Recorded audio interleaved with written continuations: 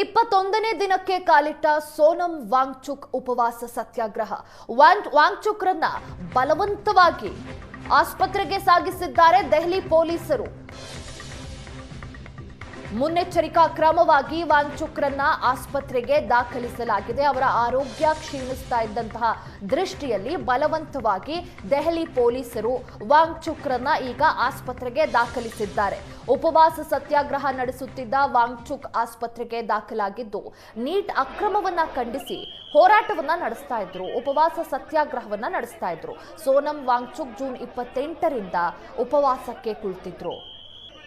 ದಿನೇ ದಿನೇ ಅವರ ಆರೋಗ್ಯ ಕೂಡ ಕ್ಷೀಣಿಸ್ತಾ ಇತ್ತು. ದೆಹಲಿಯ ಜಂತರ್ ಮಂತರ್ನಲ್ಲಿ ನ್ಯಾಯಕ್ಕಾಗಿ ವಾಂಗ್ಚುಕ್ ಹೋರಾಟವನ್ನ ನಡೆಸ್ತಾ ಇದ್ದು ಕೇಂದ್ರ ಶಿಕ್ಷಣ ಸಚಿವ ಧರ್ಮೇಂದ್ರ ಪ್ರಧಾನ್ ರಾಜೀನಾಮೆಗೆ ಪಟ್ಟನ್ನ ಹಿಡಿದಿದ್ರು. ಬಲವಂತವಾಗಿ ಸರ್ಫರ್ಜಂಗ್ ಆಸ್ಪತ್ರೆಗೆ ಈಗ ದೆಹಲಿ ಪೊಲೀಸರು ಅವರನ್ನ ದಾಖಲಿಸಿದ್ದಾರೆ.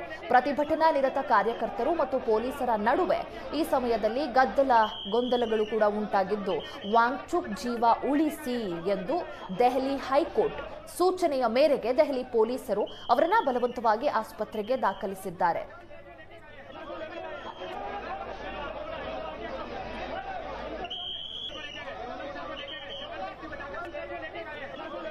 ಸೋನಂ ವಾಂಗ್ಚುಕ್ ರವರ ಉಪವಾಸ ಸತ್ಯಾಗ್ರಹದ ಕಾರಣಗಳನ್ನ ನಾವು ನೋಡೋದಾದ್ರೆ ಕೇಂದ್ರ ಶಿಕ್ಷಣ ಸಚಿವ ಧರ್ಮೇಂದ್ರ ಪ್ರಧಾನ್ ರಾಜೀನಾಮೆ ನೀಡಬೇಕು ಅನ್ನೋದು ಒಂದು ಒತ್ತಾಯ ಇತ್ತು. ಮತ್ತೆ ನೀಟ್ ಪರೀಕ್ಷಾ ಪದ್ಧತಿಯಲ್ಲಿ ಗಮನಾರ್ಹ ಬದಲಾವಣೆಗಳು ಆಗಬೇಕು. ಪರೀಕ್ಷಾ ಪದ್ಧತಿಯಲ್ಲಿ ಏನು ಪೇಪರ್ ಲೀಕ್ ಆಗಿ ಸಾಕಷ್ಟು ಗೊಂದಲಗಳಾಯಿತು, ಅವಘಡಗಳು ಕೂಡ ಸಂಭವಿಸಿತು. ಹಾಗಾಗಿ ಗಮನಾರ್ಹವಾದ ಬದಲಾವಣೆ ಆಗಬೇಕು. ಹಾಗೆ ಆತ್ಮಹತ್ಯೆ ಮಾಡಿಕೊಂಡ ವಿದ್ಯಾರ್ಥಿಗಳಿಗೆ 1 ಕೋಟಿ ಪರಿಹಾರವನ್ನ ಸರ್ಕಾರ ನೀಡಬೇಕು ಅನ್ನೋದು ವಾಂಗ್ಚುಕ್ರ ಒತ್ತಾಯವಾಗಿತ್ತು.